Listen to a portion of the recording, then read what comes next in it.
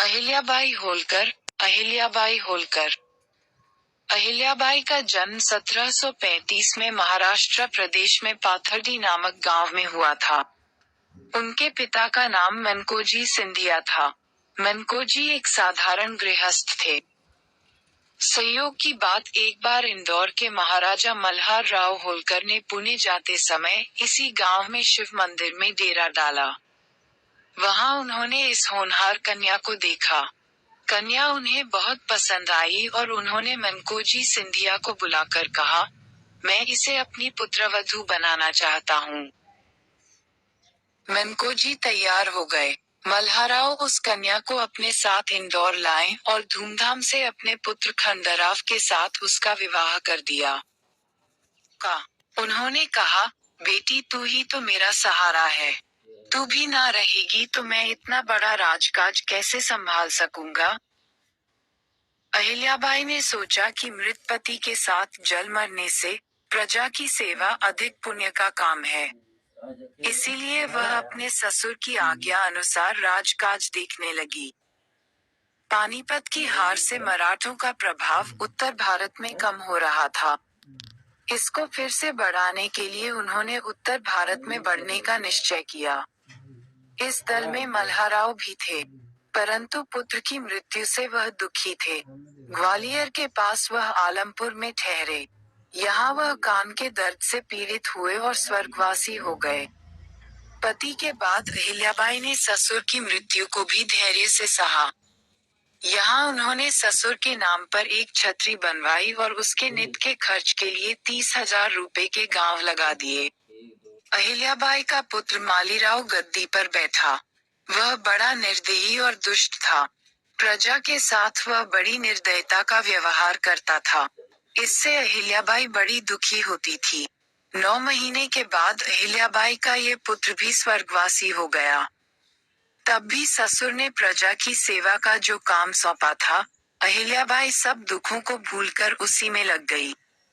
पेशवा की राय से उन्होंने गंगाधर राव को अपना मंत्री बनाया और राजकाज शुरू किया। परंतु गंगाधर राव स्वार्थी व कुटिल था। उसने अहिल्याबाई से कहा कि वह भगवत भजन करें, किसी बालक को गोद ले ले और राजकाज उसके ऊपर छोड़ दें। अहिल्याबाई ने ये स्वीकार न किया।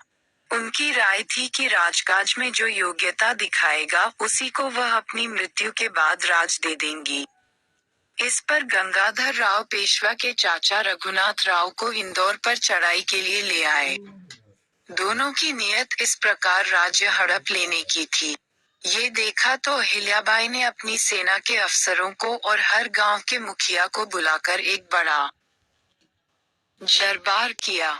सबकी राय हुई कि अहिल्याबाई का ही राजकाज देखना ठीक है और रघुनाथ राव आए तो उससे लड़ा जाए। उस समय अहिल्याबाई का सेनापति तुकोजीराव होलकर था। वह फौज लेकर क्षिप्रा नदी किनारे डट गया। कारण जो भी रहा हो, पर रघुनाथराव लड़ने नहीं आया था। एक बला तो टली, परंतु अब राज्य पर दूसरी बला आई। गांव गांव और नगर नगर में चोर डाकू प्रजा को त्रस्त करने लगे। अहिल्याबाई ने फिर एक दरबार बुलाया और प्रस्ताव रखा कि डाकुओं से प्रजा को कैसे बचाया जाए। इतना ही नहीं, उस वीर नारी ने घोषणा की कि मेरे राज्य का जो आदमी लुटेरों का दमन करेगा, उसके साथ अपनी बेटी मुक्ताबाई का ब्याह कर दूंगी।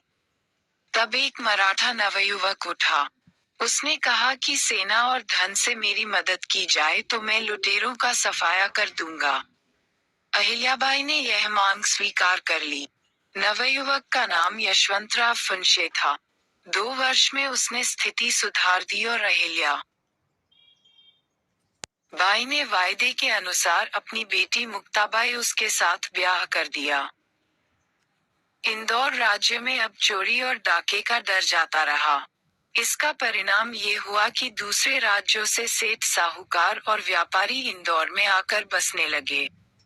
इंदौर एक बड़ा नगर हो गया और इस नगर में व्यापार की बड़ी उन्नति हुई। राज्य की सब प्रजा सुख और शांति से रहने लगी। अब अहिल्याबाई का ध्यान राज्य सुधार की ओर गया। सारे राज्य में उन्होंने बड़ी बड़ी सड़कें, मंदिर, धर्मशालाएं और कुएं बनवाए। अपने राज्य में ही नहीं, अपने राज्य के बाहर भी बड़े बड़े तीर्थों में उन्होंने मंदिर और धर्मशालाएं बनवाई, जहां उनके राज्य के निवासी ही नहीं, वरन अन्य लोग भी ठहर सकते थे। गर्मी के दिनों में वह राज्य भर में स्थान स्थान पर पौसले खुलवाती थी, जिससे कृषकों और जानवरों को पानी का कष्ट नहीं होता था।